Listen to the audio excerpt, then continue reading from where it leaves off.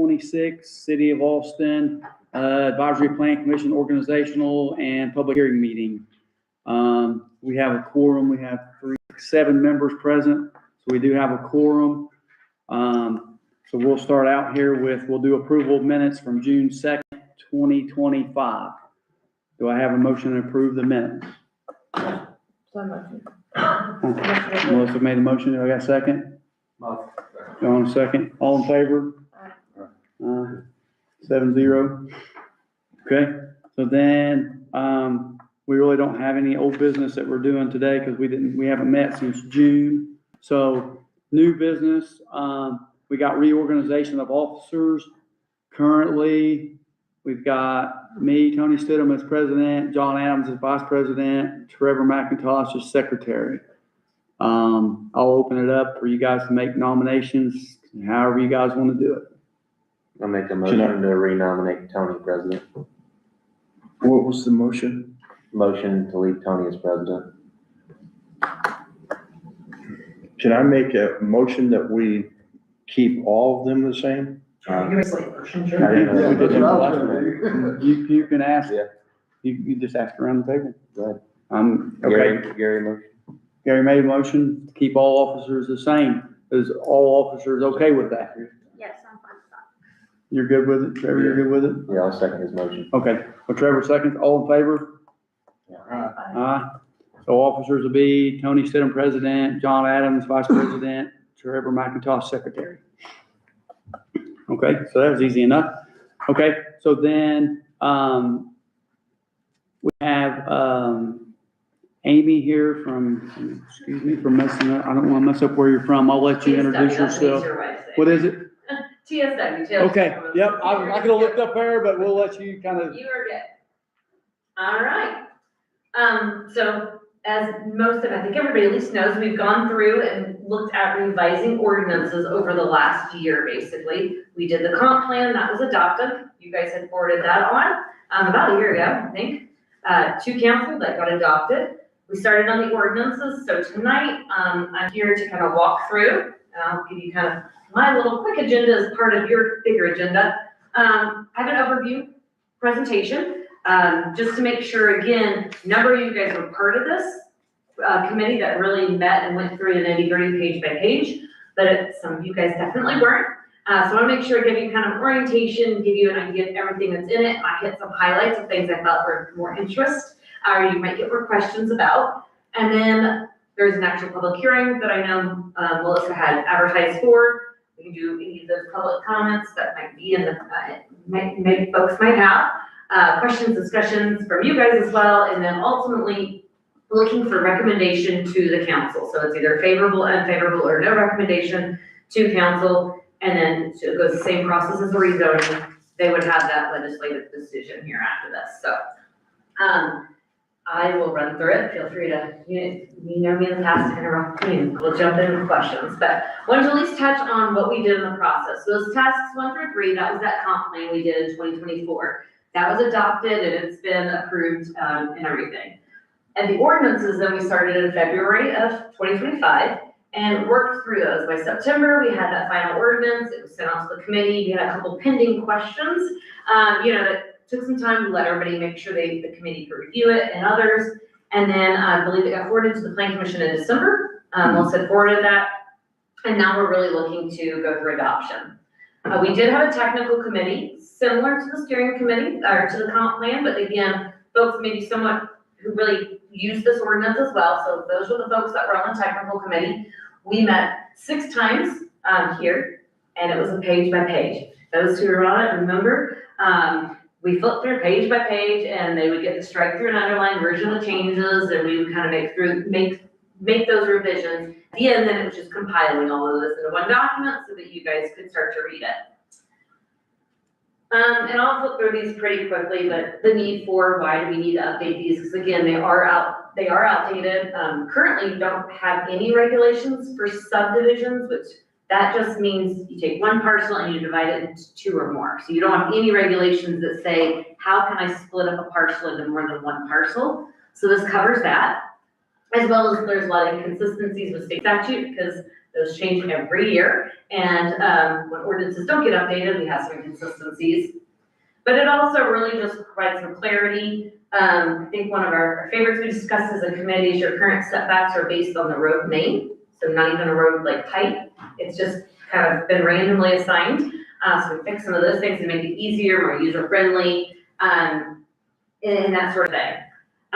So again, this will include all your regulations for how a site develops, the types of uses on that site, and how one parcel can be split into 2 or more parcels in that process. So it takes your zoning ordinance and your subdivision control ordinance, which you don't have the subdivision part right now, and it just puts it into one document called a Unified Development Ordinance, or UDO. Questions on any of that so far? I just wanted to make sure we all at least had some basis for what we're doing. Okay, so I gave you a little, it just has a couple highlights of the slides here, just mainly the table of contents pages, but wanted to run through. It has 8 chapters. Your first one is kind of your general provisions and how do we administer within the UDO. So this is a lot of kind of the general stuff that comes from Indiana code that we don't always have discretion over. It has, most general folks, probably average folk, won't use that chapter.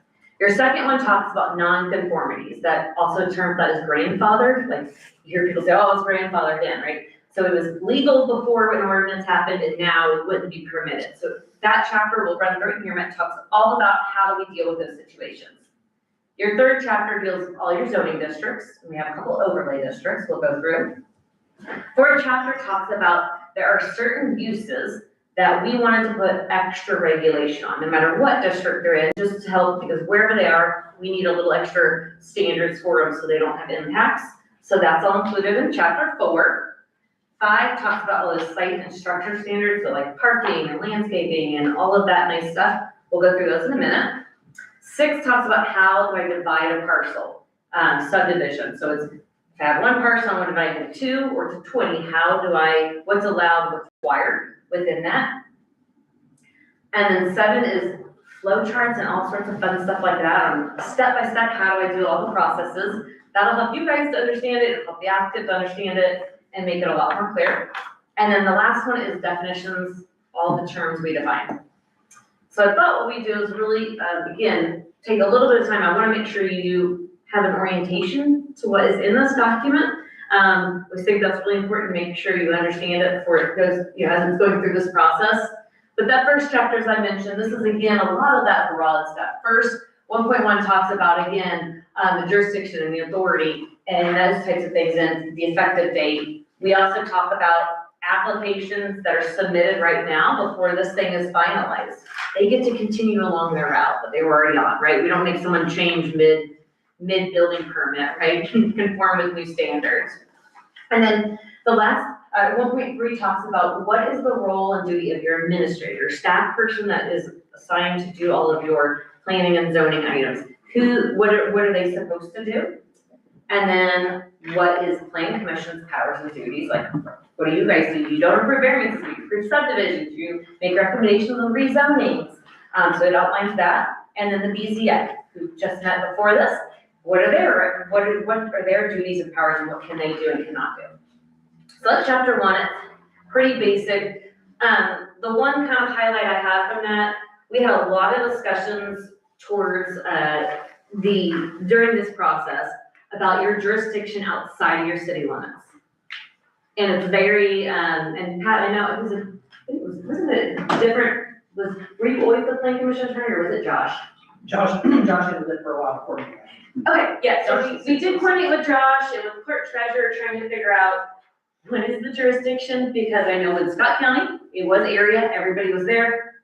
We separated. Scottsburg had the same issue of like, we had a handshake agreement on where our jurisdiction kind of was, but we couldn't ever find documentation. So when we were redoing their ordinances, they affirmed through public hearings and ordinances, their jurisdiction outside their city limits, right?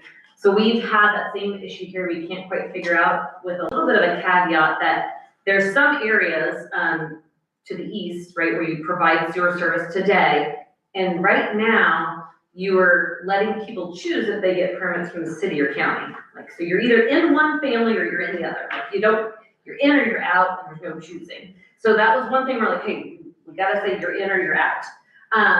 So right now, the first chapter sets it up that if you have any extraterritorial jurisdiction, that little buffer, it allows for it. So you don't have to change that if you adopt this new ordinance. Your map just needs to be updated that we'll talk about in a minute. So number 2 is those nonconformities, so some pretty upfront stuff, but we have lots that could have been formed, like parcels that could be formed that were legal before and are not legal today. We've tried to minimize that. We've actually hopefully brought you more into conformance with our standards today than they were. You can also have structures. I built a structure and it doesn't conform because it's too close to the road, right? Or something like that. So that addresses how do we deal with those structures. And then you have uses. I established a use, previously when it was legal, and then today that wouldn't be allowed. It talks about how do we deal with non-conforming uses. We allow them to continue, but they can't expand, right? So the deal with non-conformities is we do allow them to continue, but we don't want to perpetuate them, right? We don't want to let them keep expanding and changing and growing because it's not necessarily always compatible. And then the last thing is we always kind of leave a catch in there of zoning districts and non-conforming. You shouldn't have any of this, but it's kind of a catch-all in case there's a lingering zoning district as you start to look at some things. Third chapter is one of the biggest, so that's where you get all of your, what can I do on my parcel, where can I put the building on my parcel. So we have an upfront general provisions that just kind of goes through those overall, establishes the districts and your zoning map. And then each district has a purpose, which is, I think, good, that helps you direct on rezoning. What is the intent of this district? Has some general standards, like you still have to comply with floodplain, you still have to, you still have to do all those fun things. If it's an NDOT road, you still have to go see my friends at NDOT and get a permit. And then it talks about what land uses are allowed, either by right or by special exception, function of the BZA. And then we talk about development standards. So what are my setbacks? What's my building height? All of those items. So we do that for all of the districts. We have 3 residential districts. Our 1, 2, and 3 we'll talk about. We have 3 business districts. I'll walk through here in a second. 2 industrial districts. Plan unit development district we'll explain here in a moment. And then a flood area overlay. So as we kind of look through these, I always think it's nice to say, well, what is my current, what does that mean to tomorrow, today and tomorrow? So we're converting our districts. So you had an ag and we still have an ag. You had an R1, we still have an R1, right? You had an R2, we still have an R2. Your R3 is a little bit of a different one. So you had a mobile home residence zone just for mobile homes. We've expanded that. It's not only that, but it's also going to allow smaller homes, like 600 square foot homes, right? All the other districts were requiring a larger home. That's going to be we kind of dubbed it our tiny home district too. So it's not on the map necessarily, except for the mobile home park. Like that will be on the map. But if someone wants to do that type of use, they could request to you guys and then cancel, can I be rezoned to this? So it's not like everybody can do it today. They have to request it and get it approved. You had a limited or like a local business. We still have a local business district. You had a general business. We still have a general business. We did have a new district for downtown. And that's one to kind of highlight. Downtown district, it's just 1 block. It's from this one block over. And it's just the parcels that are facing the street here. To help to allow mixed uses and encourage that, allow that like building up to the lot line. So it's just 1 little block to help them basically be able to keep that form that they have today. You had a light industrial and a heavy industrial, we kept those. We added a PUD, which I'll explain here in a moment. You had a flood area overlay, we left that. And then you had an airport development zone. Those are important to make sure that we don't have uses or building heights that conflict with our friends at the FAA. However, when you start to look at the building height in Austin, that would be required. And you look at, they have a bunch of different 3-dimensional, shapes that come off the airport.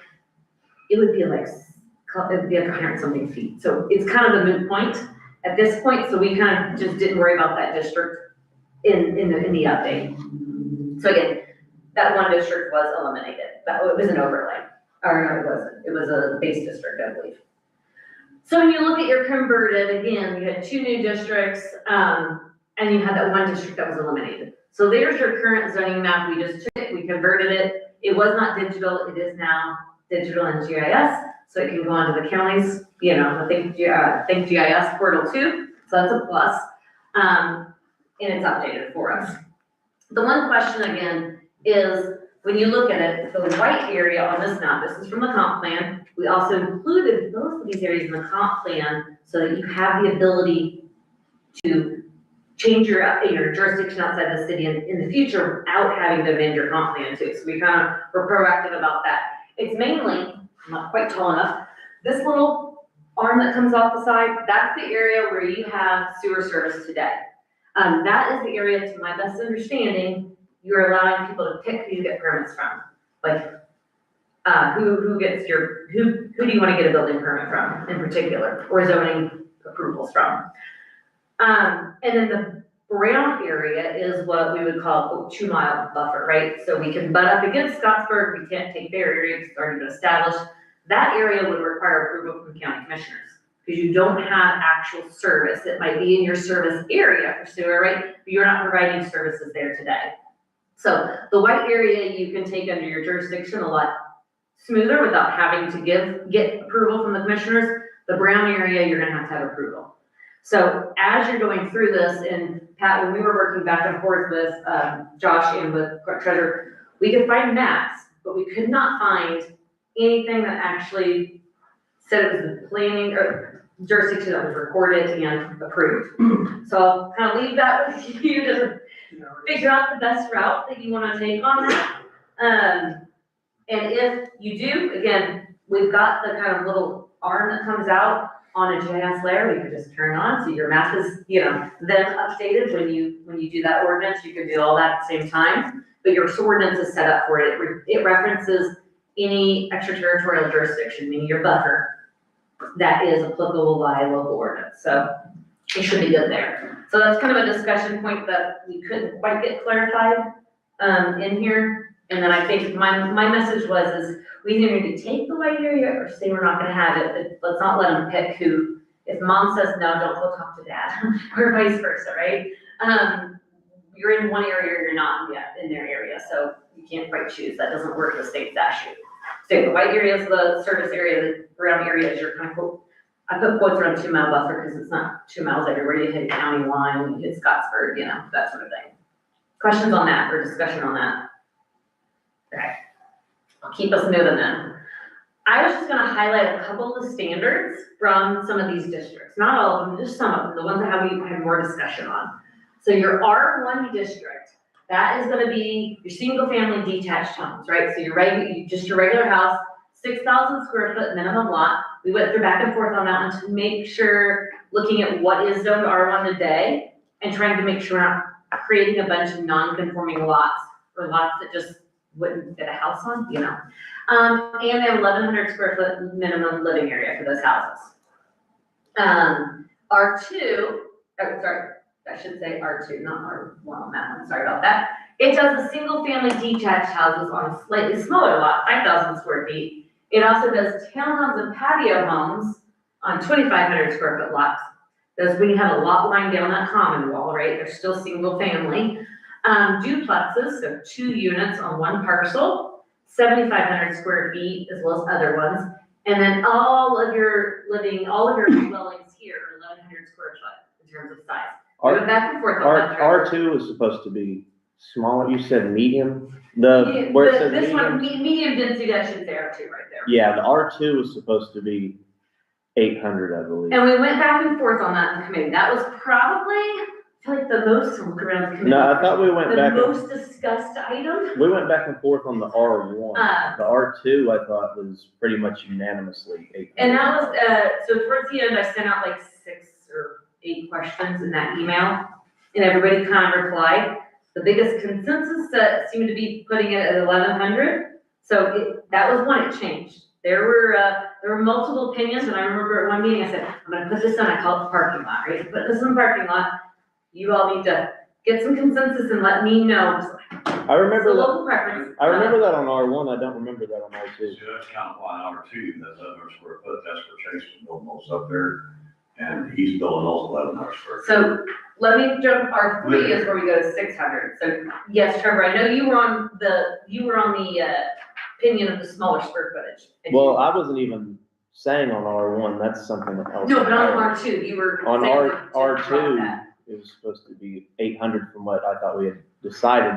And then I was also in favor of an R1, it being 950 to match what Scottsburg's already doing, what Scott County's already doing, what Floyd County's already doing, what Pleasantville's already Right. doing.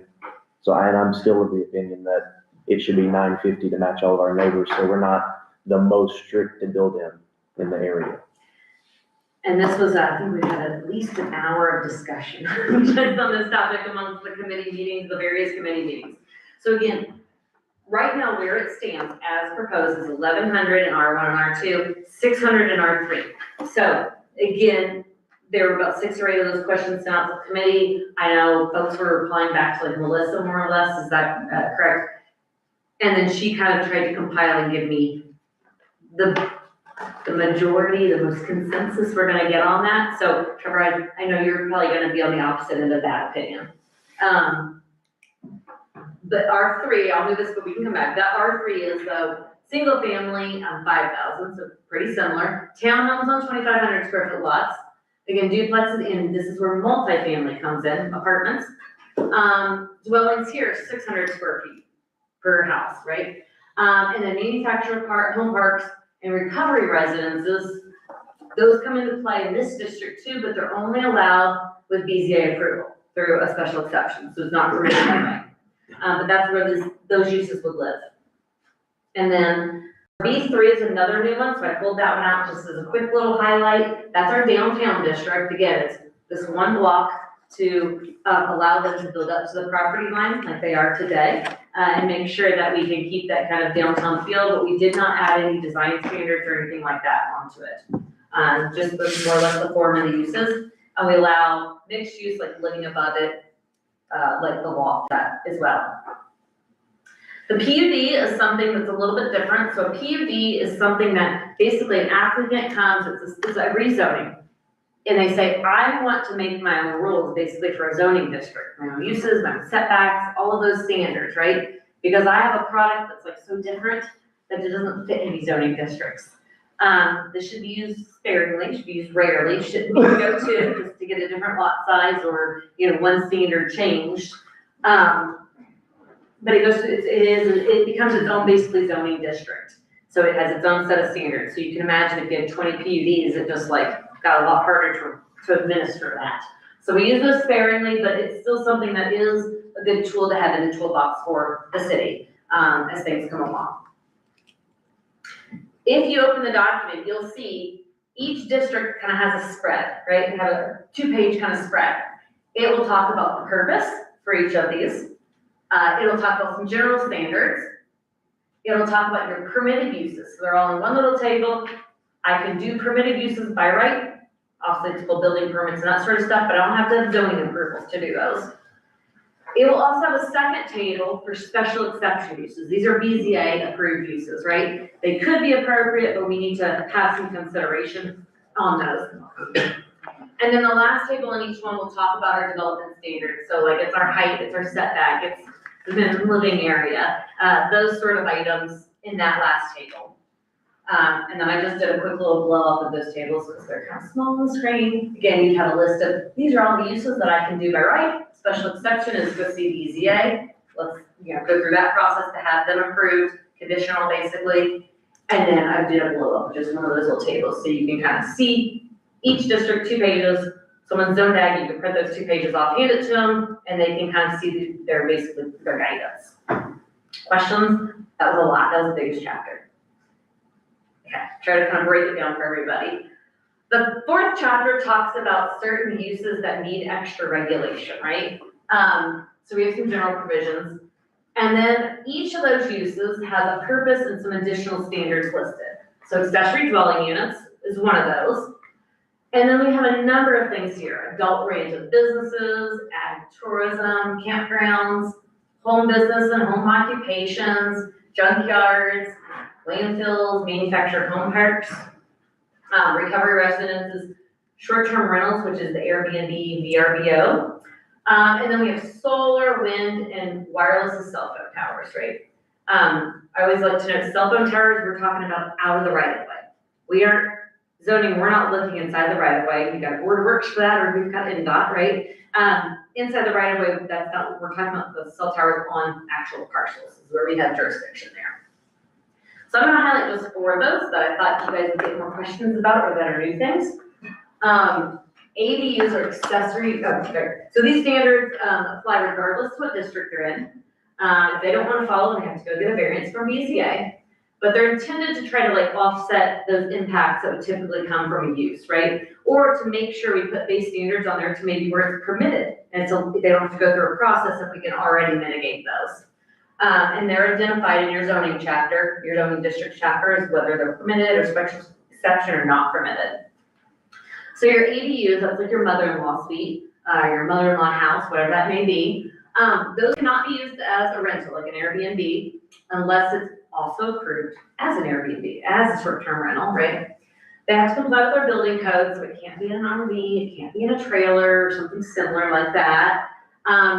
The primary dwelling, meaning the actual house on the other parcel, right, that it's accessory to, the main house needs to be owner occupied. So that helps to prevent 2 rentals on the same property. The actual ADU is a minimum of 300 square feet, which is tiny, but you know, 75, 80-year-old grandma might be perfect for her, right? If she's just on the same property. But the max is 800 square feet or 50% of that dwelling, right? So if I have a 1,000 square foot primary dwelling, I can only have 500 square feet, right? The idea is that it is accessory. It's not like I have 2 1,200 square foot homes on the same parcel. Max of 1 bedroom. And then the other kind of last one is if we have like a barn or an accessory structure that's a pool house that has a bathroom, a kitchen, an area to live, that looks a lot like it could be an accessory dwelling, right? I could live in there. We still allow this to happen, but we do make them sign an affidavit saying it's not a dwelling, we're not using it as a dwelling. Pool house, I just, you know what I mean? I understand you might want those facilities, it's not a dwelling. And that gets recorded with their deed, just so if it turns into a dwelling, we know, even if they sell that property, the new owner should know, as long as they're getting, you know, their title search done, that will pop up. So it's just another flag to hopefully make future owners aware of it too. These are only permitted by special exceptions, so BZA approval in ag and R districts and their B1.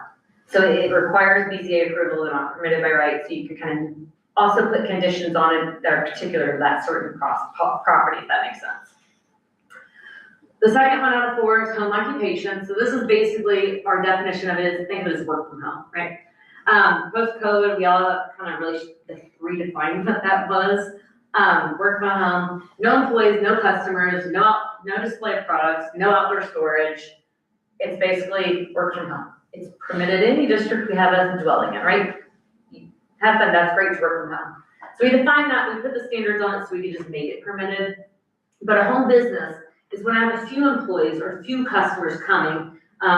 It's max of 6 employees or 10 customers, but no more than 2 people that don't live there can come at a time, right? I can't have 6 customers come at once. But if I'm the one-chair salon, I can have the person doing and then the next person. Or if I'm the CPA, right? And I'm doing somebody's taxes and the next person shows up, that kind of allows for a little bit of flexibility. I always kind of describe this, my intention with this is, it looks like you have a couple friends over, right? It's not like it's anything crazy.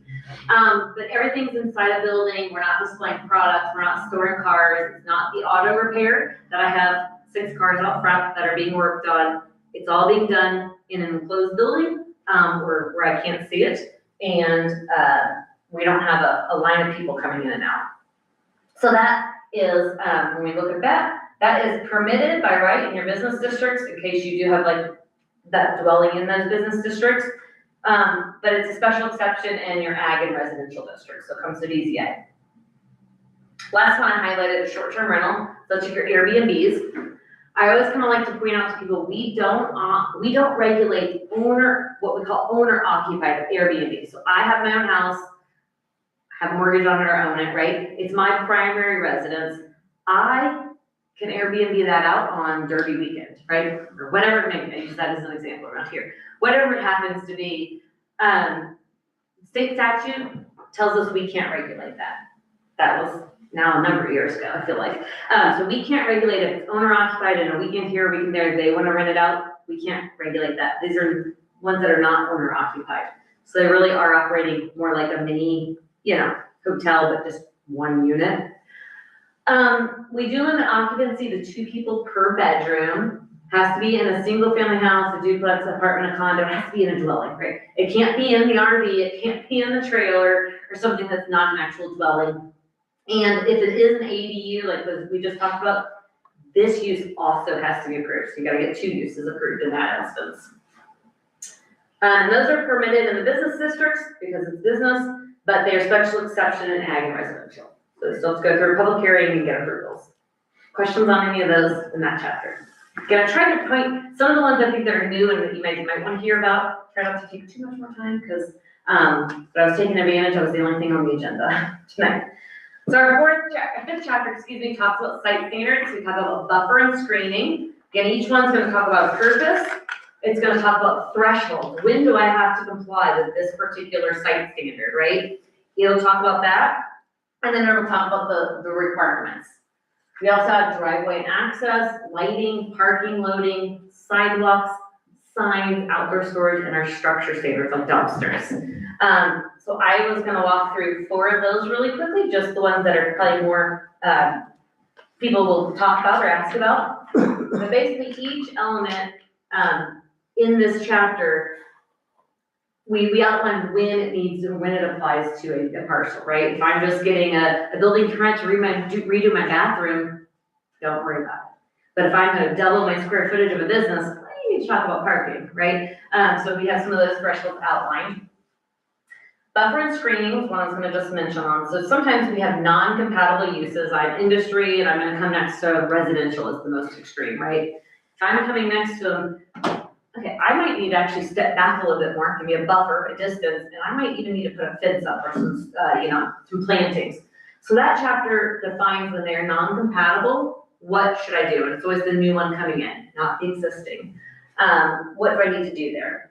And basically this applies when you're gonna do new buildings, like a whole new development, right? Vacant parcel, or we tear down what's there, I'm gonna redo it all. We need to talk about that. It only applies to existing land use, or existing buildings. If there is a structural change, like I'm gonna double the square footage or do an addition, but it's only to the extent that it's feasible, right? My building doesn't allow for it, I'm not gonna keep your building, you're good. You might still be able to put a fence up. Those are like kind of a graphic to describe that, and those are based on zoning district, and there's a table that tells you kind of what would apply where. So again, just kind of highlighting some high level things here that we can get into any questions though too. So parking and loading is another one. Again, parking can be in the front, side, or rear. It can be anywhere on the parcel. I also did point out that we allow parking to be in your front setback or in a required buffer yard. So we're just not putting structures there, but we're allowed to put parking there. Parking does have to be paved, and the islands or the plantings you see in some parking lots, those are all optional within the city. That was kind of the direction from the committee. New parking lots have to comply with this. That's kind of obvious. Or if I have a parking lot of 30 spots and I'm gonna go to 60, I'm gonna expand it by 50% or more, then we need to comply, right? But if I'm gonna have a parking lot of 30 and I'm just adding on 10, just those 10 need to comply. We're not gonna make you go back and redo what's there today. There are tables that identify the use and how many spaces you need. We went through this a lot with the committee as well. And then again, that section is probably the longest out of this chapter. The second to last one I was going to highlight was sidewalks. So we do require sidewalks to be installed as the parcel develops, right? We are excluding single family houses, 2-family houses, duplexes, and ag uses. But if I have the Jimmy John's come in, right, and there's not a sidewalk, there's a gap in that sidewalk, they need to install the sidewalk. If Jimmy John's closes and it becomes Subway, sidewalk's already there, we're good to go. So if it's missing, we want to make sure that we get that, mainly commercial industrial comes in. Again, it applies to new development, or if you're going to replace the sidewalk, we need to make sure the new replacement complies with our standards, right? And then the last one I was going to at least outline or highlight is signs. So we talk about in this section, signs that are excluded or exempt from the sign regulations. There's a few of those. Signs that are prohibited, can't do them. And then what are the regulations for temporary and permanent signs in each district? If you have a whole new development, everything's new on the parcel, then obviously your signs need to comply. And that should have, I went back, sorry. I was like, why does it say sidewalks? New signs all have to comply, but if you're existing signs on a development, you don't have to comply unless you're expanding, changing, moving that particular sign, right? Changing the copy on it, so if it said, whatever APC business, and you're just changing the copy on it to be XYZ business, that's fine, but if we're gonna replace the whole sign structure, we need to comply. And we have a list of exempt signs, such as political signs, because those are regulated by Indiana code, and then we have prohibited signs, such as obscene signs, right? You can't say vulgar things, on signs that are prohibited by Indiana code, or imitation signs that make it look like an ambulance, like flashing lights or something. And then we also have tables for each zoning district that say what kind of sign can you do, how many, how big, and if there's any other conditions on that. So we have a table for our residential districts, one for our industrial districts, and then all the other districts. Every district has a table. Questions on those? Trying to not go too slow, but not too fast. So, sorry. Hopefully we're okay. So subdivisions, this is taking one parcel and dividing it into two or more. We talk about exempt ones. We talk about minor ones, which is no public infrastructure in this instance, and majors. So again, I'm not gonna go through all of the details of these, but at least wanted to highlight a couple things. If we are splitting 4 or less parcels, in our ordinance, that's gonna be exempt. Meaning you don't have to comply with these. You can just have it done, you can go get it recorded. The city doesn't need to approve those at all. We have some other ones, and that's just standard, like we're gonna combine parcels or shift lines, or the court says we have to do it, we're gonna do it. Cemeteries, condos, those sort of things that those are exempt. You have what we call minors, I think this little guy. It can include though, unlike some other communities, we really work through this. If it doesn't have roads, public infrastructure, we're calling it a minor, no matter how many parcels it has. Because we've got a lot of urban lots here that maybe something can happen, we already have the system and the street kind of established. So that's basically the difference between a minor and a major. Major means we have public infrastructure or public road. We just need to go through a little more review of those to make sure that public road is what the city wants, to make sure it complies with our standards. And if it doesn't, we need to talk about reasons why that could have a waiver on it. So that's the biggest difference between those. If you're getting major subdivisions, it's gonna be annexing. The area you just annexed to the south of here, that would be like a major subdivision probably. Second to last chapter is procedures. I did print out some of those. They're a little small, smear little flow charts, but I think it's to really graphically represent these. Basically every procedure that comes through in function of planning is in this chapter. I kind of highlighted one of those. Each one, I did the shortest one here. Each one has a color-coded flow chart. So, it says applicant. So you're like, okay, in my mind, you print these off, applicant, everywhere that has yellow circle, that's you. Everywhere that has the blue circle, outlined is administrator. And then you can see the BZA one, so that you can see who's supposed to be doing each one. Those are, I think, good because people look at this graphically. Each one of those steps are outlined in text form here too then. And that's for every process you guys have. Each one is of applicability and then details out each step. So I'm not gonna go through these in detail, but just to highlight the things that are in there, you do have development plans. So that is, I have a commercial or industrial project happening. They need to submit basically a site plan is more or less what it is, that shows they comply, so that you guys can review it and then they can get their building permits. So that's pretty easy, pretty straightforward. It's just, do I meet the standard, yes or no? Not really discretionary. Minor plats that we just talked through, so that has a faster process than it only goes through one meeting versus major plats go through 2 meetings. So major subdivisions, it outlines the 3 phases that you get a primary plat approved, then you get a basically you go through your secondary plat approved, which involves construction documents and a number of things of that nature. So it goes through 2 plan commission meetings.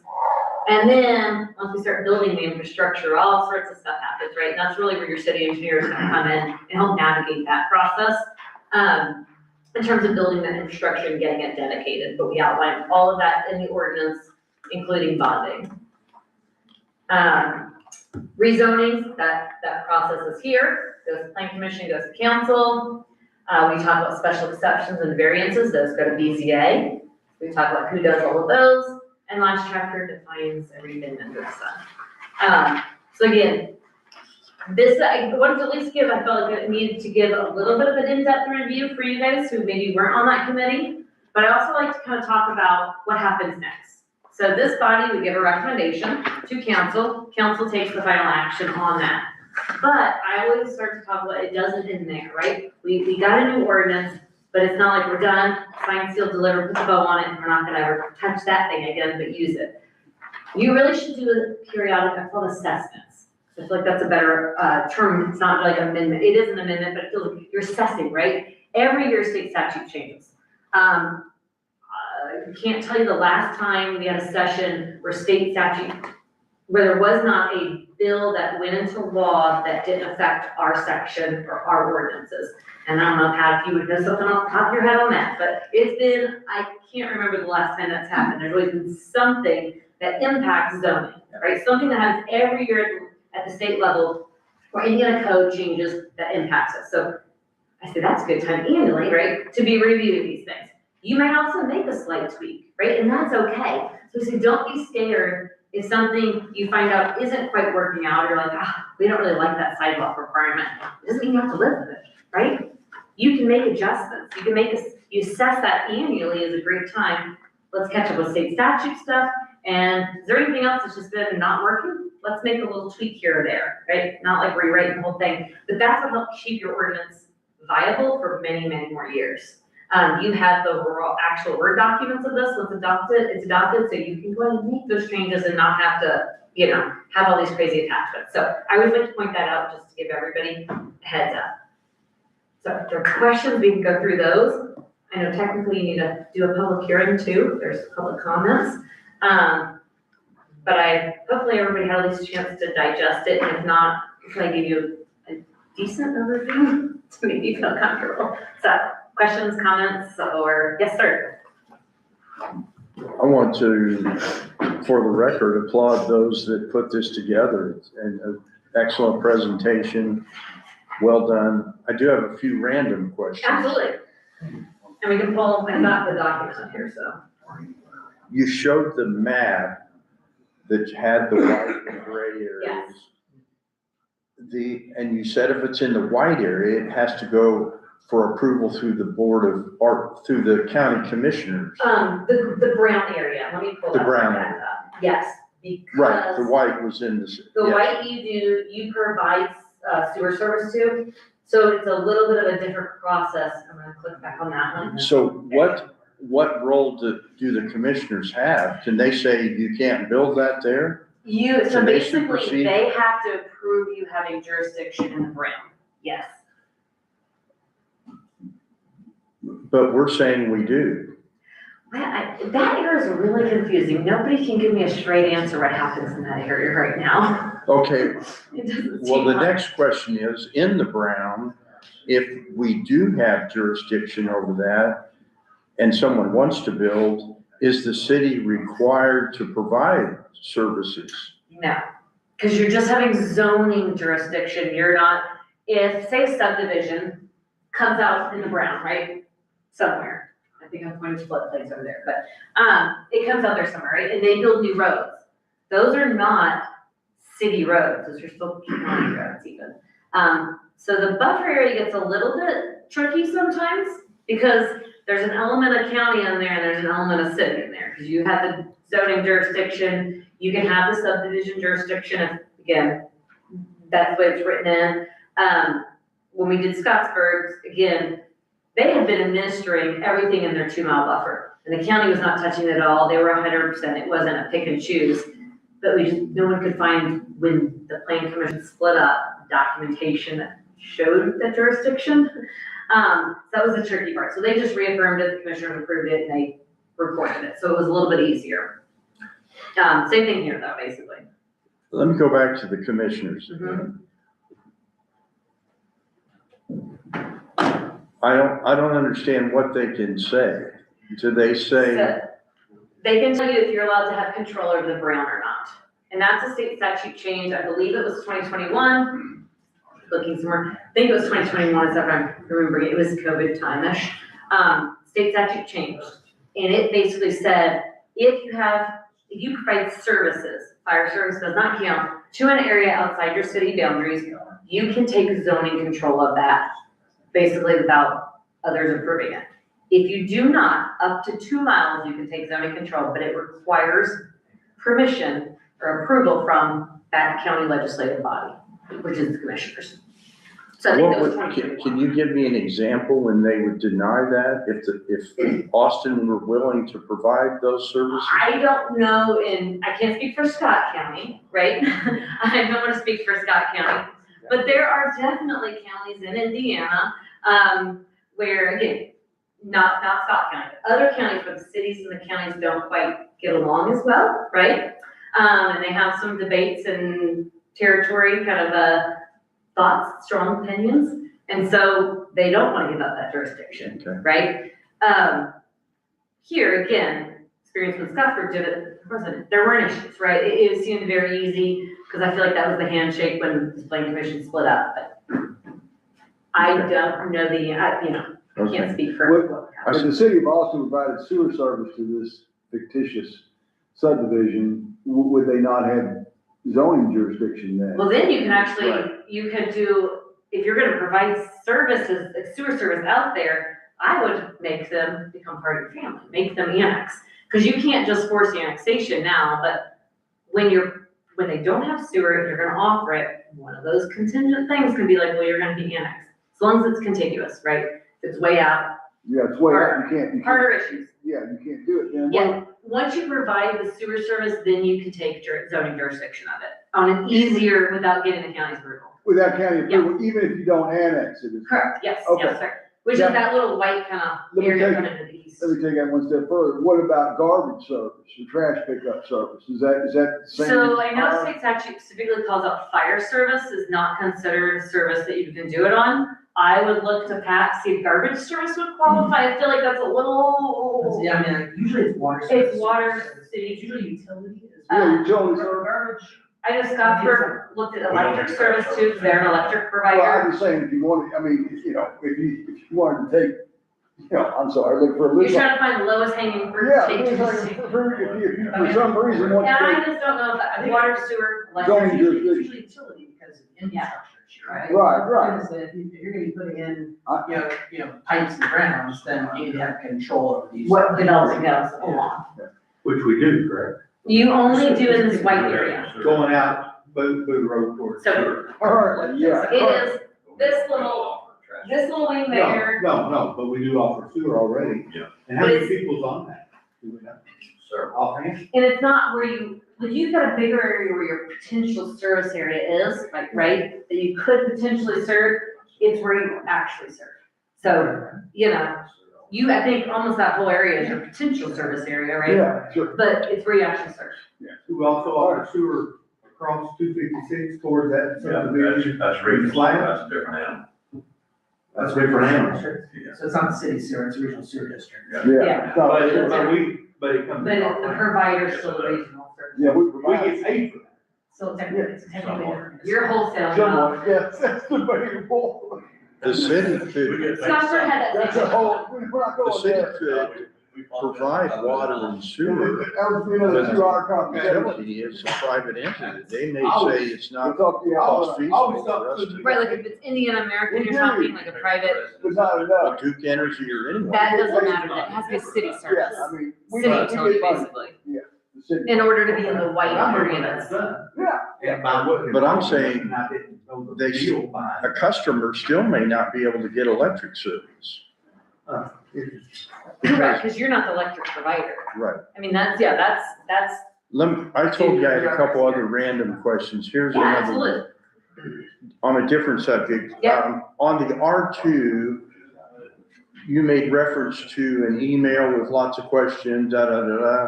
Those last kind of lingering questions, yes. And the summary was such, do you have a summary of those results? Because you, I can pull them up and tell you, yeah. Melissa, because there so was obviously some, there was, this was discussion the here, and yet biggest we discussion didn't- point. Trevor is definitely on the 800 and 950 square foot. Others, were definitely on the 1100 square foot. And I wasn't even the one that suggested the 800 and R2, so I was confused that got changed. Where that came, yeah. Let me see what I can pull. Yeah, I just Yeah, 'cause- wanted to see the documentation. Who, Yeah. wanted what? Tony and I have the original books here. Yeah. And, I got all and those the drafted. original R1 that was presented was 950. Mhm. And then the original R2/R3, because they were together, was 600. Here. Amy, I also went through the emails, Uh-huh. at least me, Jeremy, Trevor, Brandon, and Tyler agree with it. And you can make a proposed change here to go to the Change. council, but, here, I'm looking. How many members were active in that decision making? So let's see. Jeremy? Eight. There was 8 to 10 of us here for that, because we were here. Oh, I know, but I would like an exact number for the Yeah, majority to hear. so when I sent out the email, Jeremy replied, but didn't necessarily, you were just talking about driveway entrances. I believe our existing in R2 is 750, right? So what our existing is, I can open that I up. think we're 750 in R2 or multiple. Let's see here, Chris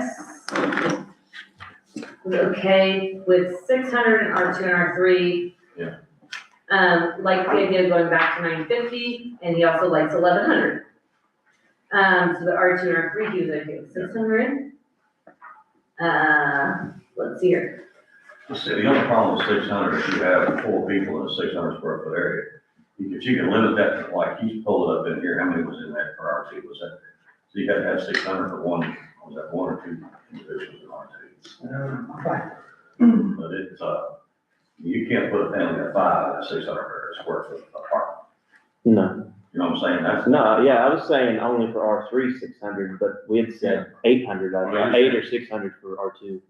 Yeah, so I know that. 750, 800 for R2 is fine, but you got to limit the amount of people that can occupy that space. Yeah, So we have I one thought for we had 1150 separate in R1 limits and for R2 and occupancy for 600. rent.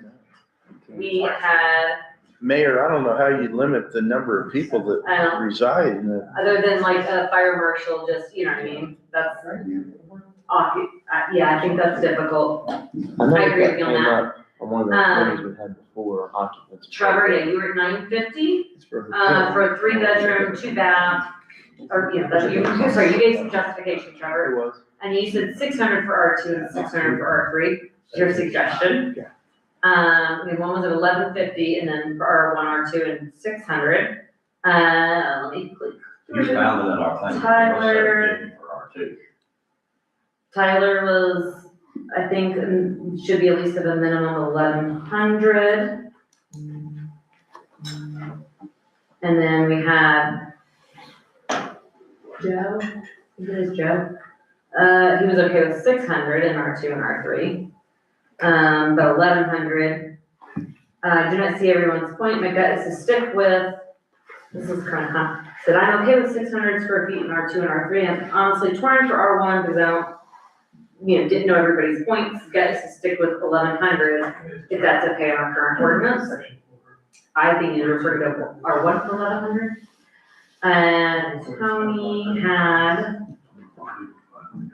R1 is 1100, R2 and R3 is 600. So again, I was coordinating with Melissa and others saying what should, give me the direction, right?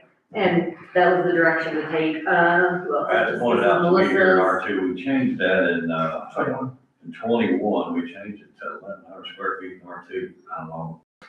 It wasn't that long ago, was it? 2021, we all sat here for like 4 hours one night and I debated didn't it. think it There was was, that long ago. John was here, Dave was This here, was I was the here, most you were debated here. item. We were here forever. I'm losing track of time. We were here forever, because we were all wearing masks.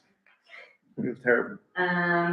So when we did the R1 in 2021, I'd have to go back and look, there was at least 8 of us here for the APC meeting. And it went through however many it was to 0, to go from 950 to 1100. Okay, so, and half those people were sitting here at the table currently. So, and then the R2, I don't know how that got lumped in, because I don't remember that being part of it, but, That's really high for R2.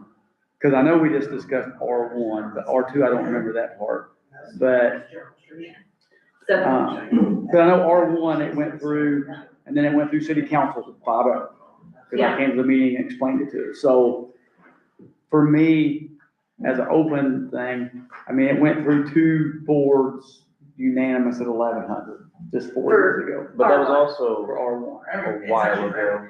You guys, when you changed it to 21, adding R1 and R2, you moved minimum to 1100 for the entire city. for all of us, so this was just keeping it there, and again, that was the number one debated item out of everything. Out of all 6 meetings we spent, each meeting is about 2 hours. We spent at least an hour on just that topic, at least. And I would put it in the parking lot, as I call it, like, hey, put it in the parking lot, you guys go have discussions. You gotta give me that direction. And at the end, it was still kind of in the parking lot. There wasn't concurrence, I would call it. So we might not ever have total concurrence, but we might have a majority. I don't So remember what does R2 being changed to 1100. I don't, What does this I current don't UDO remember. I remember currently say adding- that the R2 is? 1100.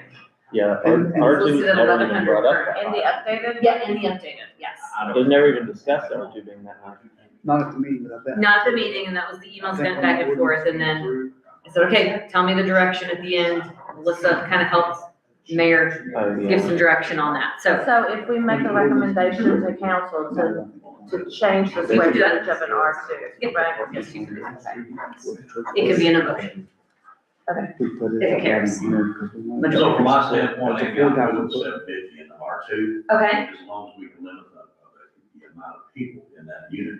so what I might do in that instance, I mean, okay, there's a couple times, I do think it gets tricky, and I always look to the legal here, but I think it gets tricky when you start to limit number of people, not based on like a fire code, or, you know, something the fire marshal will assess, right? So what we can start to do is, sometimes we'll go, okay, maybe it's 750 for a 1-2 bedroom, or somebody tell me what lunch threshold you want. If it's gonna be 3 bedroom, we need to go up to 1100, if it's, you know, 3 bedroom more. But for 1 to 2 bedroom house, what is that? And then you go, if it's 3 bedrooms or more, it needs to be this size. I would- That's maybe how you start to counter it a little bit. I would be in favor of that because my whole argument is making it 1100, not every house is 3 bedrooms. Where you go, So- like some so 2 if bedroom you're doing houses, it that two- might be If smaller. you're doing it 2 bedroom, 950 makes sense. You're talking about house, we're talking about almost single dwellings. Well, I'm Which just is saying, apartment complex. I'm just saying either one. Not a single dwelling. Yeah, but if the R1 wants to be smaller, they can go to BZA and make that special request. They can ask for a Yeah, variance, they that's should be showing a every time. hardship. Yes, it Yeah. is. Hard to do. Yes, it's And not supposed to be basically, for me. and basically, Joe and I talked about that, if it's a smaller lot, you go to BZA and ask for variance. Yeah, I mean, if you've got like a small lot that's non-conforming and you fit it in there, right? That's a hardship, right? You got this little bitty lot and you just physically can't get the footprint setbacks and everything else in a driveway. That's a hardship that's created by the ordinance and not by the owner. From my standpoint, if you talk back to 950, every house in R1 will be 950, they will never build 1100 square foot. I don't think that's true because all of our neighbors are 950 and that's not the case for That's them. been my only concern. Let me go, this might help some of our discussions too. Let me go, oh, I'm not on the right thing. Hold on, let me get back into that PowerPoint on this slide. And that's why we're talking about our 3 for tiny homes. Okay, so R1 right now is that brighter yellow, right? So that's all 1100. I think everybody agrees on that one, right? 1100 and R1 is good? Consensus? Okay. R2 is gonna be, oh, I can't point at that. Do you see this one in the middle up there? It's kind of like the triangle. Yeah, the orange. I'm not gonna touch the TV, I promise. This one right here, Yeah. that's R2. So you see, there's only a handful of those right now in the city, right? There's not a whole lot of them in there. That darker orange, this one right here, this is your R3. That was your mobile home parks and stuff right now. That's a proposal though. This is your converted map. It's just Right, taking your right. current ones and going.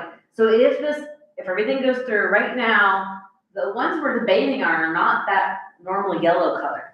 That, we're all good on that one, right? It's these few little parcels, so there's not too many. What would likely happen is a new development comes along, they request an R2, you can have those discussions and debates during that rezoning process and put conditions on that if you needed to. I guess to make sure, like this whole area down here that a lot of development's supposed to hopefully happen, right? Like subdivision happening there, that all would be 1100 right now under the current zoning. I was trying to make sure, like, trying to see if you have some middle ground that there aren't very many areas you can do R2 in right now. There aren't very many parcels currently. Somebody could request that zone though, right? And that's different. But it has to go through an approval process, and there's ways to put reasonable conditions on that during that process. Trying to bring us to consensus somewhere. So everybody's good with 1100 R1. It's R2, and everybody's good with R3. See, the reason we done that on the property up there in Cold Cove at 1100, he was building those apartment complexes, but he was selling the single family homes. So they required him, they required him to be 1100 square feet. Because he were there all, he was selling, he wasn't. Yeah. Selling the homes, if y'all remember. I don't know if that gives a little more comfort, bringing some So you agreement levels. guys wanna come up with trying like to a go. universal number for R2s that's not 1100? Cause I mean, I'm fine with, when the majority met, they told us that 600 square feet was what the majority of the emails came up with for that. I know 600 small, but I know, like my son rented an apartment in Terre Haute just 4 months ago. He moved apartments. It's 590 square feet, and it's pretty good size for two people. Well, what we can do too is we can say in R2 and R3, single family is this square footage, maybe it's your 950, I'm making something up, and multifamily is 600, right? So you're not gonna get a single, but R3 was intended to be tiny You do a house. 600 square feet, one bedroom. If you start going two bedroom, you get. Or you do the 600 for one bedroom, 750 for two, I'm making up incremental numbers, 750 for two, 950 for 3+ bedrooms. Jersey County square footage was And different one per section bedroom. says per bedroom. Yeah, Jefferson County is a per bedroom, like, that was their comfort level, you know what I mean, if that makes sense. So you could do that in R2. R3 was intended to be at 600 for like our tiny homes, we kind of talked about those, if somebody wants to do those one day, they have to be rezoned to go through that, so. Thoughts? People asking about them. You don't have, Yeah. so is there consensus between, I kind of look at those making ultimate decisions too? If we did like a 1 bedroom, a 2 bedroom, and a 3+ bedroom, kind of scaling it? From which zoning? For zoning, Each I'm talking one? R2, so I feel like R1 and R3 we have consensus on, so I'm just gonna leave those. There's not right where they are. consensus on R1, so Well, okay, maybe not, more consensus It than is on R1. R2. there's not a consensus. They sure is. We've done agreed to R1 at that point. I'm not changing my mind on that, Trevor. Let's talk about R2 for now. How about that? That's not bad. If we did R2 and we did some scale thing, just talk about R2 then. Does that sound like a good solution for You're everybody? basing it on bedrooms, is that? You know, you have to abstain from both anyway. Yeah, well, I know. Yeah, That's- that's- Well, if there's one bedroom and two people, it'd be I know, 600 square foot. Let's get back to that. You think- Let's all get back on topic and get this thing going, because it's, It's, I think it It's addresses 7:05, the let's catch issue myself that's for time. before Okay. this board. were there other questions you had? I wanna make sure I get them, but we can circle back to this. But- Well, I just had one other Okay. simple question. Yeah.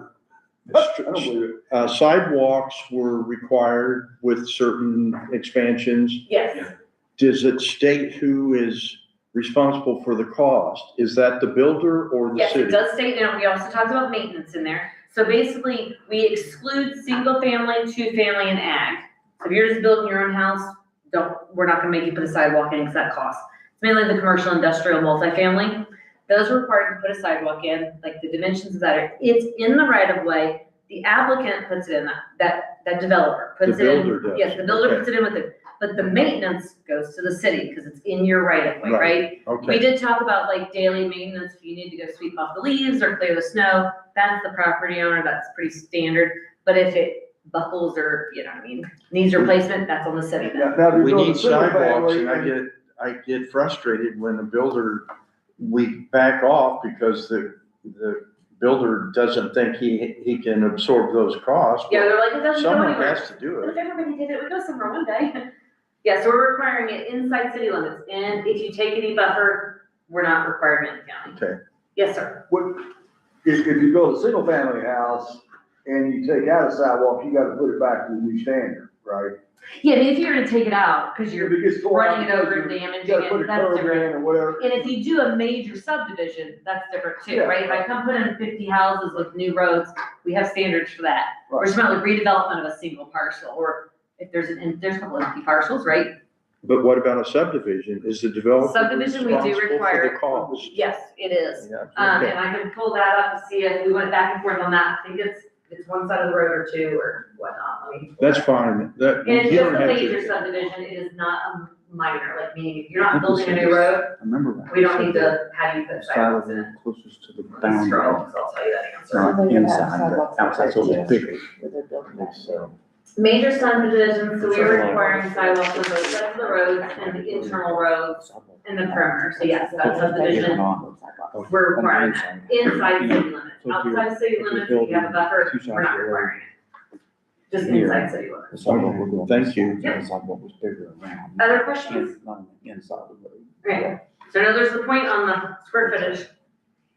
That seems to be the one, still a debatable point. Let's decide first if we want to scale it or if we want it to be more universal for R2. Let's decide that. I don't care. And you To be guys honest can make, with again, I recommend approval to council with this amendment. Right. It goes to council, the way the statutes read now as of July 1st. They can make changes to it, and it does not come back to planning commission, because they're also legislative. The old state statute would have made it come back here, you vote yea or nay, and it still goes back to council, and they can do whatever they can do what they want. So just, you can make those amendments, it can go to council, and they can make other amendments. Some of you guys sit on that too, so, For the yeah. bedrooms is better than trying to limit. So Pat, do we just make a motion to make an amendment and then we have Yes, to, you okay. make a motion to make a, and then eventually we'll be moving toward the whether or not the UDO Right. is making a You don't have recommendation the same square to footage. pass the UDO on to the council, with the amendments. With the And favorable and favorable Well, no. there's a small change in that because this is a repeal and replace. Yeah, so the only way it passes here is if it goes favorable. Yes, So, I mean, you have to do favorable in order for it to go to council. Like, if you vote anything else, It it does. stops here. What do you? you can't do it unfavorable. Right, you can't do, on an amendment, you can do it unfavorable, but it's repeal and replace. So when we looked at it, favorable. So does anybody want to make a motion or do we need to open up the public comment and stuff Yes, first, you Jeff? Absolutely do. Yes, you did. Okay, Okay. so let's go ahead. Are you here to speak? No? You want to Okay. speak? No? Okay, so we don't have to do anybody else. You guys are public too. Kinda, or officially, so anyway. He's not gonna make it less. Jeremy done, I, Finish off today's he conversation. worked on it. So, anybody got a motion then? We'll close public comment, I guess, in, and then, anybody got a motion for, I guess, R2, what we want to do with that as far as scaling or whatever? I believe I would like to use the scale process instead of just one Okay. overall number. So, It's like per bedroom. per bedroom, what's the numbers you're looking at? then? What would be? 600, Yeah, what would be the scale? 600, 750, and 950, is there? Sounds good. Lisa? That's good. So you wanted, 1, 2, and 3 bedrooms, so we're talking R2, I just wanna make sure I write this down. R2. So one bed is gonna be 600 is what your motion is right now. Two bed is 700, 750. 750. Okay, This three motion plus doesn't bed. change our approval at the end. No, no, No, we're just putting an amendment on. Right now, you're just voting on whether or not to add an amendment, and then you're still gonna need to do a full vote on whether or not to approve it with that amendment. Thank So you. I got one bed is 6, 2 bedrooms is 750, 3 plus bedrooms is No, 9, we said 950, or, yeah, it doesn't matter. 950 is what I've got. As we kicked around earlier. Then they gotta make up. Okay. So that would be They gotta make something. big. to include in somebody's motion, one bedroom 600, 2 bedrooms 750, 3 plus bedrooms 950. Just to repeat it. Okay? I second And that that's only motion. in If R2. someone made that motion, Oh, I'll make that motion. I second that. I resemble that motion. That makes sense. So there's a motion and a second. But we got a motion and we got a Who's second. the first? Melissa. Second. Melissa's first, Gary seconded. All in favor? Uh, 7-0. Okay. So it's just R2. Okay. Is that unanimous? Unanimous, yes. Trevor, did you vote? Yes. I have more Well, the main comments. thing I have may take a couple hours, so Reserve the right to complain. And this was the most like debated and discussed topic out of all of that. So there just wasn't, consensus on it. So, and I get that. All right, so that's, I got that one marked down. Now, take a motion on the approval of Well, do we have anything else? Huh? Maybe a motion to pass it to the council with a favorable recommendation with the amendment. Does anybody else have anything that they wanna? Through the big thick 244 pager if you print it? The only thing I didn't see it come through, because I know we spent a half an hour on it one day, was driveways for houses, Yes, paved or gravel. let me pull up that. We spent an hour one day, That was another one we talked a lot about. and I didn't see anything on emails or anything come through of what we decided. I thought it was on gravel. I don't remember, that's why I was asking. I think that's where it is. Yeah, on gravel. Was it they were concrete or paved? Sorry.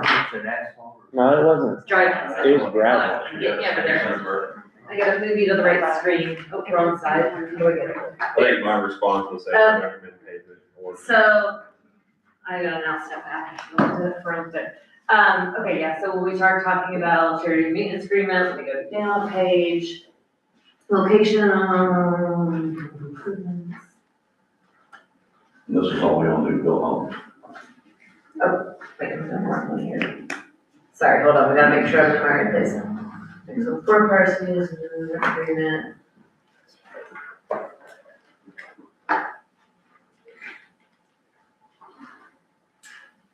I can't read on that page. Let me go back up here. Yeah. Yeah, parking lots had to be paved, is what I went through earlier. Come on. Sorry. I cannot look at a screen behind me and even function with a mouse, it's like, can't. Let me just do, this is where your find function works really well, control find. All right, driveway design within our site standards.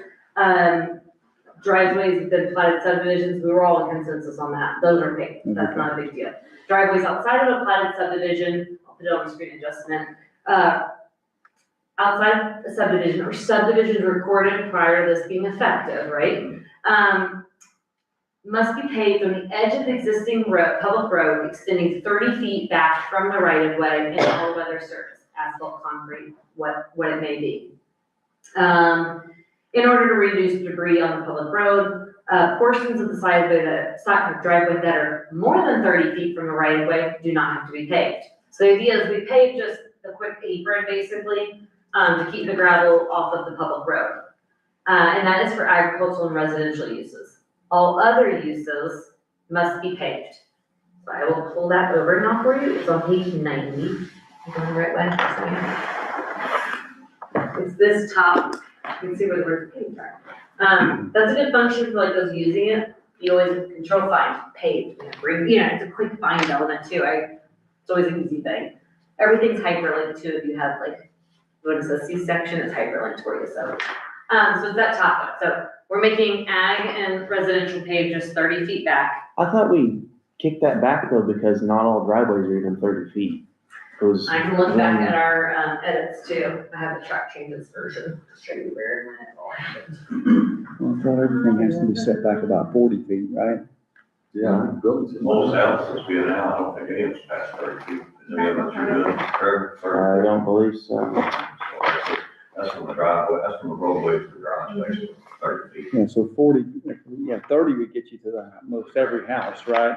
And I remember that in my response, I said 30 feet seems kind of long for some of these, but I do. I mean, but if you run out of space, but if it gets to the garage, you're done, Yeah. right? So, Well, you don't want to take 30 feet and 5 feet of gravel. no, but if you're 28 feet, if you're 28 feet, or if you're replacing or whatever, side, coming in from the side or whatever. I'm getting down there. But I think it's more a longer one. And also middle close to the road, just for that purpose. Yeah, short, yeah, and that's what they're gonna do. Shorter driveway. Go as tight as they can. Cause I went and measured those ones behind me on bowls, they're all like 24 feet, Yeah. some of them only 20. Yeah. So they got the house as close to where they could put it, they put it as close as they could. Yeah. They're like 20 feet long and 8.5 feet wide. You step out in It's the, not like it. did we make a width? Did we make a width? Where is If we were gonna do that? I mean, because they're paying those. I didn't even think we required them to be paved. I thought we I'm already. gonna back up and I tell don't you. know, I didn't know where we sat, that's why, cause that's when I had to leave, you guys were talking about when I had to get on the bus. That was one of the questions in the email. That was one of the last things discussed. I didn't know where it ended. I thought most of everything was. Buffer set right. screening, oh, messed it up. Do we have a minimum width on driveways? 20 feet, I Yes. believe. Okay, Oh. so that was changed previous to that. Like I said, if we're not The back paving, it version. doesn't matter. See this, I don't think it It should was be one of the paved. questions. here you go. Now my computer's just like, so. I'm going back in my versions to see when that, like, you know what I mean, was defined. It just takes a hot minute here to get through all this. I have the questions here. Looks like, Yeah, that email if you want it. Yeah. Trevor. looks like Joe said shouldn't be paved unless it's in a platted subdivision. I said the same thing. I don't remember if I replied to that one. I don't think that was, I said it needed something, but 30 feet would be a little long. I remember what I asked, I think I just asked if we pave it, how wide? I don't think it has a minimum. It only- Because you got all I those think it's a ones, maximum width. Usually we just put a maximum on there, because we don't want like your driveway to be your entire lot. well, but I know I brought it up a couple times about we need a minimum if we're gonna do pave. Cause like all the ones behind me, they paved them, you can't hardly get both tires on the concrete. I mean, when they get out, if you go back Bowl Circle, if you get out of your car, you step in the grass, which I think is ridiculous. Just grab it. I mean, yeah. so if you're gonna pave it, it's gotta be at least 10 foot or 12 foot or whatever. No, Huh? no. That's Not a not minimum one width. next. I've got way too. That's what much Charlie said. on He wants a minimum I'm width. not happy. You can add it. Yeah, we can add, yeah, I mean, I just wanna make sure that if we got in there that they're gonna be paved, we put a minimum width, but if it's not paved, it doesn't matter, cause you're pulling off in the gravel and mud and dirt anyway, so. Yeah, they need to be a minimum width, because we experienced that with Century. I'm closing something. I have been like 10 versions. So it's currently in there paved Not happy. 30 feet, right? Dave, what is the Yeah, typical width of the driveway, a single lane Designed by driveway? professionals. At least 10 But foot, for you know. Gotta be at least 10. 10, 12 foot's probably more. Cause your garage doors are 10 foot, right? Yeah, garage door, minimum garage door is 10 foot. So you gotta pave it at least with the door. It talks about minimum for all of the uses, but it doesn't have a set. See, I Just don't design. think. it's by that side. So we have a maximum driveway width. Something for wide. Never mind. I need to mirror. But you're not myself. parking in the driveway, I'm right? gonna mirror it. Parking in the garage? No, Yeah, see, we're talking about like they were in Bowl Circle, I mean, this is the driveway. The car tires are here. We have a And they're- maximum width of 20 feet at the right of way for residential. And then it can widen after that. All other uses is right, just depending upon what that site design needs to be. We do not have a minimum though, we have a maximum. We need to have a minimum. what is the maximum? The maximum for residential, for single family and two family is 20 feet at the right of way. And that's pretty standard, some communities you'll It's use too long. 18 feet. The idea is you get some of those that are just like, I'm gonna make, you know, my driveway really, really large. And they told me that, they made that thing super wide. And then for all other uses, the minimum and maximum is determined by, again, that engineer who's doing the site design for those uses. Because if it's an industrial use, those need to maybe be a little bit bigger. If we have a left turn, dedicated left turn lane, obviously that driveway is gonna be a little bit bigger. So But you don't have an engineer design for a single family. so- Correct, and so if you wanna put a minimum and a maximum, that's fine. I mean, your minimum is just, I would say, gonna be to accommodate a single car, not two cars pulling in. Which need enough room to step out on both sides of the vehicle. Yeah, I mean, so that's up to you guys what dimension you wanna use. If it's 10 or 12 feet or something like that. I'll make a motion that if we are gonna do paved, they gotta be a minimum of 10 and the maximum of 20 should be fine. That way they at least gotta have, if we're gonna be paved, it's gotta be big enough so they can get out of their car and not be. Okay, and we're talking single family and two family, like single family duplexes, is that what we're looking? For multifamily, I don't know what you want to do. Multifamily would have to be, it would be. Because they're in the 10. parking lot. They're gonna have and a stuff. lot. So that's a little different, I feel like it's, They would have 2 driveways probably. So so it would be 10. single and two, what were you proposing? I would say 10 minimum, 20 maximum. And it's already 20 maximum in there right now. Yeah, So so it's just the 10 just minimum. 10 foot minimum if it's gonna be paved. Do we think 10 is big enough? What was that? A parking spot is like Do we think 10 is 9 big feet. enough? Yeah, So your you're- garage door is 10 foot. So if you do 10, it would be at least the width of the garage door. Yeah. Because then if you go wider, then you could be outside of the boundary of the house or the corner of the house. Like, Trevor, a lot of your driveways, you extend to the end of the garage, like, instead of right at the garage, you're extended to the end. So what are you doing now? Are you doing? I'd say they're about 10. Okay. Okay, so 10, if you wanna do that as a, Yeah, But I don't think they have to be paved though. it's I right went now, back saying a lot you're of gonna pay response. back 30 feet, so you wanna change that, maybe that's all in that same motion? yeah, that's what I'm saying is if, I'll make a motion, if they're gonna be paved, it's gotta be 10 foot. But if we got somebody else wants to, and if nobody wants to do that, then we wanna make a motion to take it and make it gravel or whatever, then we would need a motion for that. So we gotta decide which way we're gonna go.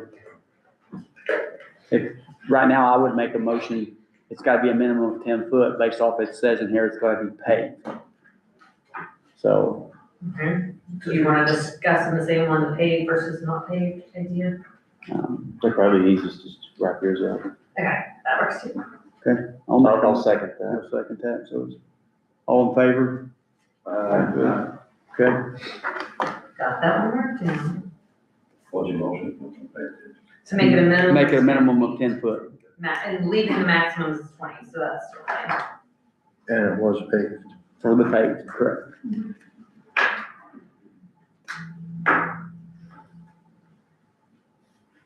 All right, has anybody got anything else we wanna do?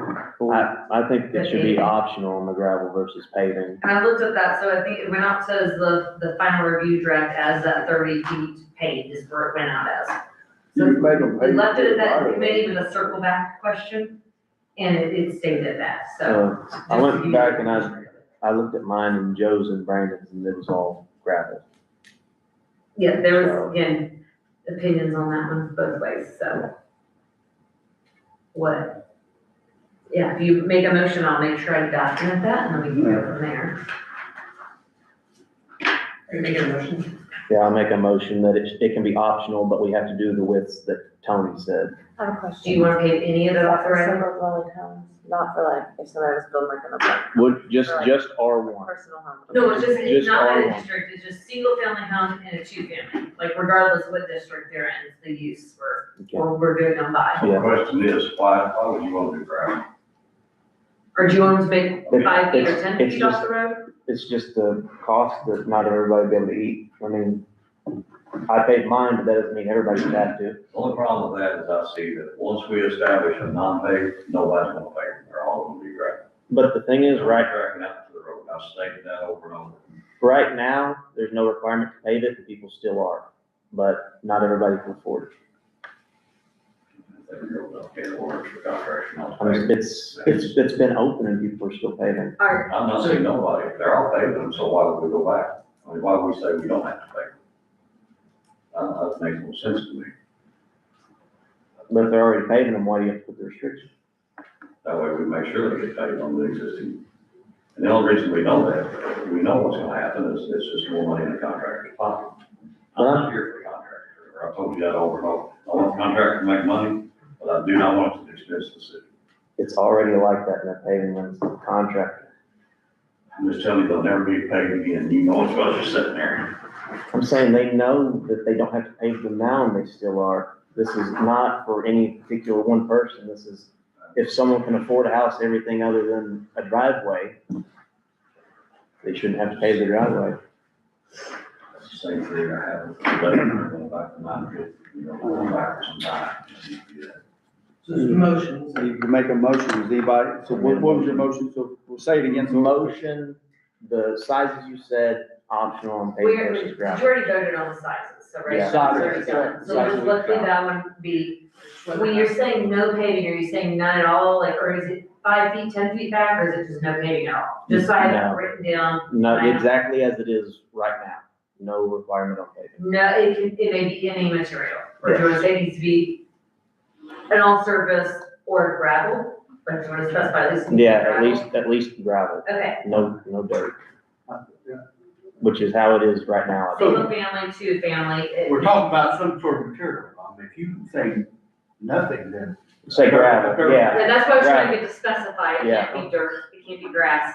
So it's either gonna be an all-surface paving, like we mentioned, which is asphalt, concrete, or all-weather surface, excuse me, or gravel, right? Yeah. So, Okay, so the motion is to amend the current proposal to make the all-surface paving optional with a minimum of gravel. yes. For just single family and two family. do I have a second?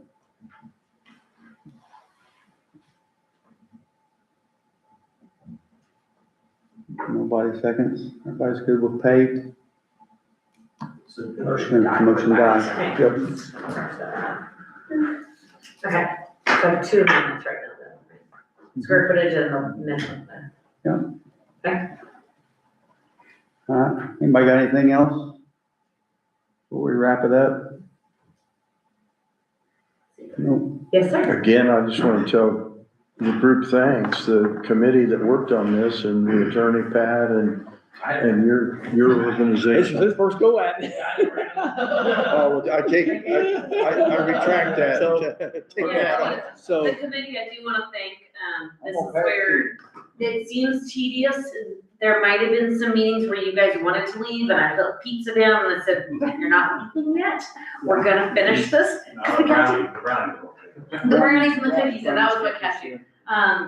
So definitely, that's where those discussions and these debates start happening, and without those, it doesn't quite end up the same direction, right? So thank you guys. We need to vote to approve Yes, this. right. Yes, yes, don't leave without I that. make a motion that, what is the terminology, Pat? The motion would be to certify a favorable recommendation to the council to repeal the prior ordinance and replace it with UDO, subject to two amendments that you just made.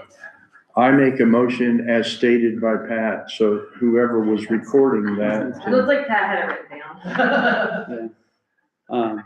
so we got a motion to approve it with the two amendments, to repeal the prior one. So do we have a second? I'll second it. All right, all in favor? Aye. So did you, yes, you too? Thanks, Pat. You did help me on I that. wanted, before I said seven, I'll make sure. the second? Lacey. Lisa, Was that unanimous? Or did you call it was it? unanimous, Okay. yep. So, and then, next meeting will be to be determined, which, of course, we always are like that here. And then, so do I have a motion to adjourn? Motion. Sure, motion to adjourn, Carrie seconds, all in favor? Aye. You bring her the minutes, or do you?